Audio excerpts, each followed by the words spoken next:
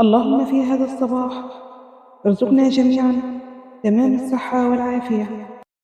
أصبحنا وأصبح الملك لله والحمد لله، لا إله إلا الله وحده لا شريك له، له الملك وله الحمد وهو على كل شيء قدير.